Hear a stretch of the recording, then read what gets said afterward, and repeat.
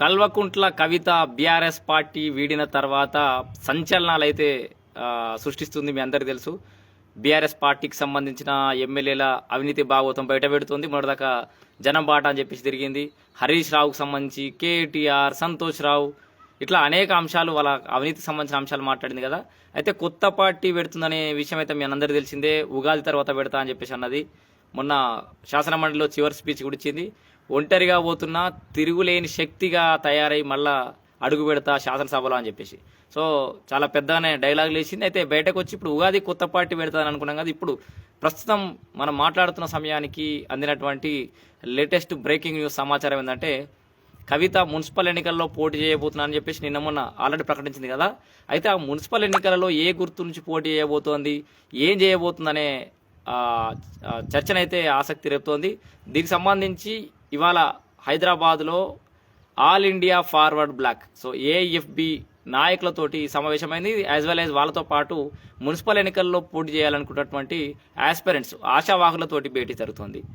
So ఈ సమీకరణాలు, ఈ సిచ్యువేషన్స్ అంతా చూస్తున్నట్టయితే ఆల్ ఇండియా ఫార్వర్డ్ బ్లాక్ నుంచి ఈసారికి ఆమె కొత్త పార్టీ పెట్టేదాకా ఏఎఫ్బి నుంచి ఈ జాగృతికి సంబంధించిన అభ్యర్థులు పోటీలో ఉండబోతున్నట్టు అయితే కొంత సమాచారం అందుతుంది.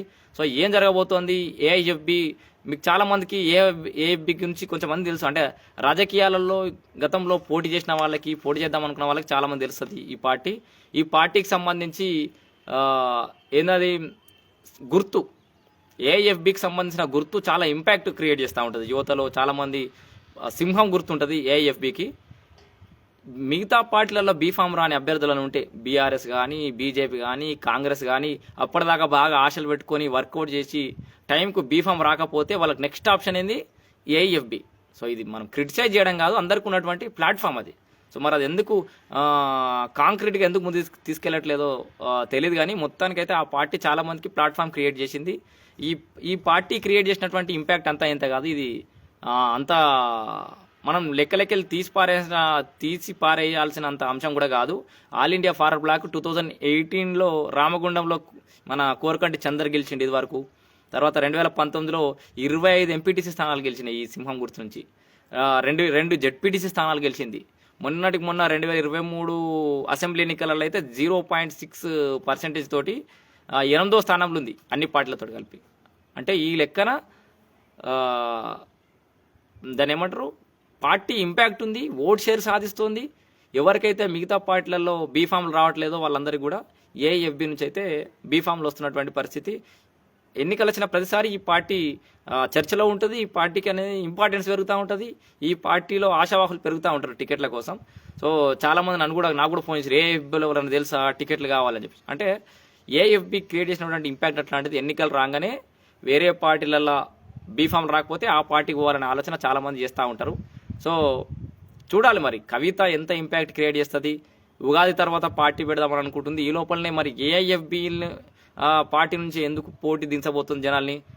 ఒకవేళ కొత్త పార్టీ అనౌన్స్ చేయకపోతే ఏఎఫ్బినే టేక్ ఓవర్ చేసే అవకాశం ఏమైనా కనబడుతుందా? అంటే తెలంగాణ రాష్ట్రానికి సంబంధించి ఆల్ ఇండియా ఫార్వర్డ్ బ్లాక్ని లీడ్ చేసే అవకాశం ఏమైనా ఉందా?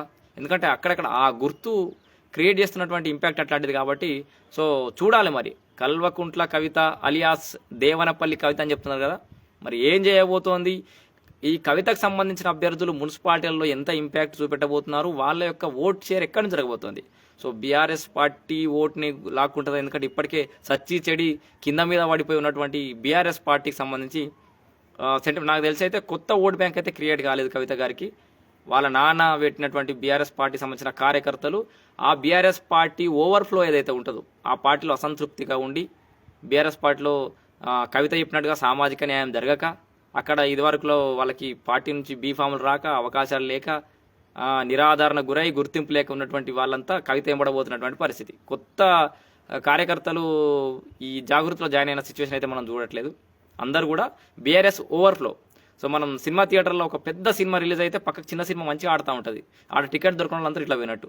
అట్లనే బీఆర్ఎస్ పార్టీకి సంబంధించిన ఓవర్ఫ్లోస్ అన్నీ కూడా కవితకు పోతున్నాయి. మరి ఓటు బ్యాంక్ కూడా అట్టనే బీఆర్ఎస్ పార్టీకి సంబంధించిన ఓటు బ్యాంక్ మాత్రమే కవితకు పోయే అవకాశం ఉంది. కాబట్టి ఇంకింత కూడా బీఆర్ఎస్ పార్టీ బలహీనపడుతుందా? మిగతా పార్టీలకు అడ్వాంటేజ్ ఏమన్నా అవుతుందా? మరి కాంగ్రెస్ పార్టీకి ఏం జరగబోతుంది అన్నది కాలమే సమాధానం చెప్తుంది. మొత్తానికైతే కల్వకుంట్ల కవిత ఉగాది తర్వాత కొత్త పార్టీ అనౌన్స్ చేయబోతుందనే వార్త ఆ సంచలనం రేకెత్తిస్తుంది. దట్టు మరి AIFB All India forward Bloc సింహం గుర్తుతోటి పోటీ చేయబోతున్నట్టుగా అయితే కొంత సమాచారం అందుతుంది. ఇంకా కూడా క్లారిటీ రావాల్సిన అవసరం అవుతుంది.